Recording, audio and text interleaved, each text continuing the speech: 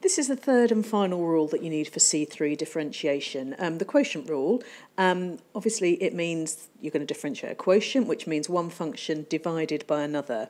And I'm going to just give you the rule. There is another video that has the proof on it. If you're interested, you don't need to know it, but obviously it's quite nice to be able to follow these things through as well. But if I tell you the rule, and then we'll use the rule, and then if you're interested in the proof, you can look that up as well. Okay, so we've got the function u on the top and the function v on the bottom. The rule to differentiate those is the bottom function v multiplied by the differential of the top function, du by dx, minus the top function u multiplied by the differential of the bottom function, dv by dx. And then that's all divided by the bottom function squared, v squared. Okay, so that is our quotient rule for differentiation. Now, obviously, because you've got a minus sign here, it does matter on the order. Unlike the product rule, when it didn't matter whether you took v or u first, v must come first, so the bottom function first. One way to remember it is to think of it as bottom diff top minus top diff bottom over the bottom squared. Okay, so let's have an example to see how it works. So we've got the top function here, x, we're going to call that u, and the bottom function we're going to call v. So we need to know what du by dx and dv by dx are. They're not very difficult in this case. So du by dx is just 1, and dv by dx is 2x. So basically we're just going to plug those into the formula above to find dy by dx for this function. So dy by dx is bottom function, x squared plus 1, or v, multiplied by du by dx, which is just 1 in this case, minus top function x multiplied by the differential of the bottom function 2x, all over the bottom function squared. So that's x squared plus 1 squared. Okay, so the top we can simplify. We've got x squared plus 1 times 1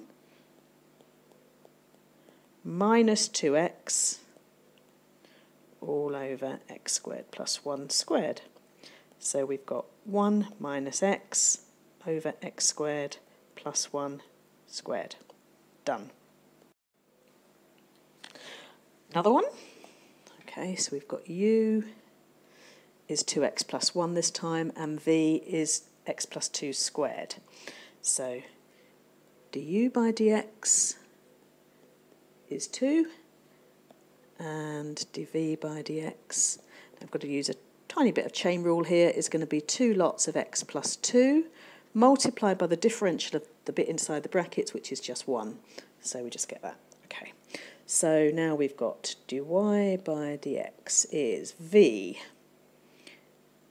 x plus 2 squared, multiplied by du by dx, which is 2, minus u, 2x plus 1, multiplied by dv by dx, 2 lots of x plus 2.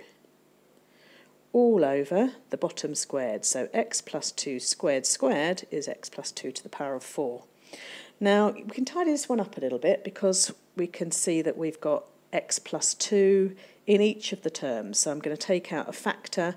Actually, I'm going to take out a factor of 2x plus 2 in the top. Okay, so from the first term, I've got 2 lots of x plus 2 times x plus 2. In the second term, I've got 2 lots of x plus 2 times minus 2x plus 1. So I'm going to write that as minus 2x minus 1. All over x plus 2 to the power of 4. Okay, now one of these x plus 2's on the bottom will cancel with that x plus 2 there. So we now have 2. Tidying up the bracket a bit, we've got 2 minus 1 is 1. And then we've got x minus 2x, so minus x. And then on the bottom, x plus 2 cubed. Okay, that's that. I've got one with a bit of trig in it this time. So u on the top, v on the bottom. Du by dx. Okay, if we remember differentiating sign, we get cosine of 5x. we've got to multiply by the differential of 5x, which is 5, and we've also got a 3 in the front, so we end up with 15 cosine of 5x, and the differential of the bottom function is 3x squared. Okay, so now using our formula, dy by dx, it's bottom x cubed multiplied by 15 cos 5x du by dx minus 3 sine 5x, whoopsie, multiplied by dv by dx, which is 3x squared, all over the bottom squared. So x cubed squared will be x to the 6. Okay, so now what can we take out here? From the top we've got an x cubed there and an x squared in the other term, so we'll take out an x squared, and we've got a 15 there and a 3 there, so we'll take out a 3. Okay, so we've taken out x squared, we've still got another x from the first term, and that's multiplied by 15 cos 5x. We've taken out the 3, so just 5 cos 5x rather. There. Okay, second term, we've taken out one of the 3's. We've still got another 3 there because we had 3 here and 3 in the 3 sine 5x and 3x squared. So it's minus 3. We've taken out the x squared, but we've still got the sine 5x there. Okay, and the bottom is x to the 6. Okay, so we can cancel some x's. We've got x squared there, and that will cancel with some of these. So we've got still x to the 4 on the bottom. So what are we left with? 3 lots of 5x cos 5x minus 3 sine 5x all over x to the power of 4. Okay. Okay, now a little bit of a slightly more involved one, not particularly, but so we're going to start off and just do our differentiation. So we're going to I'll just write them separately because it's sort of muddled up. So I'll stick to my colour coding. So u this time is going to be 1 plus 2x, and v is going to be 1 minus 4x. Okay, so du by dx is 2, and dv by dx is minus 4. Okay, so this time we need to find the second derivative, but obviously we're going to have to find the first derivative before we can do that. So we're going to start off by finding out what dy by dx is. Okay, so it's bottom 1 minus 4x, differential of top 2 multiplied by 2 minus top 1 plus 2x multiplied by differential of bottom minus 4 all over bottom squared 1 minus 4x squared. So we have 2 minus 8x minus, this is multiplied by minus 4, so plus 4 plus 8x. Okay, so we have 1 minus 4x all squared. So those 8x's on the top cancel out, and we're just left with 6 over 1 minus 4x all squared for dy by dx. Okay. Okay, so now we're going to look at finding the second derivative.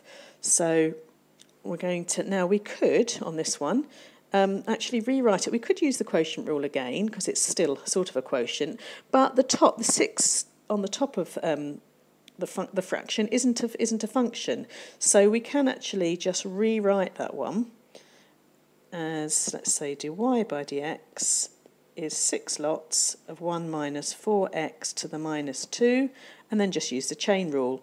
So I'm going to go without the t's, so the second derivative is going to be minus 2 times 6 is minus 12, bringing the power down, multiplied by 1 minus 4x. We've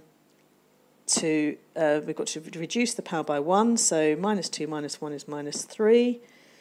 And then we've got to multiply by the derivative of the inside the bracket, so that's minus 4. So we've got minus 12 times minus 4, which is plus 48. 1 minus 4x to the minus 3, or 48 over 1 minus 4x cubed. So if we compare that with what the question was asking us for, we can say that k is 48. Okay, I just wanted to show you how the quotient rule is shown. For some reason, I'll just divide it up like that. So in the formula book, you find that for the function f of x over g of x, its derivative is given as f prime x multiplied by g of x minus f of x multiplied by g prime of x, all divided by g of x squared. So it's still the same thing. It's still bottom function g of x multiplied by the differential of the top minus the top function multiplied by the differential of the bottom over the bottom squared. So it does agree with what we had before. And if you want to use it like that and get used to using it like that, that's up to you. Okay,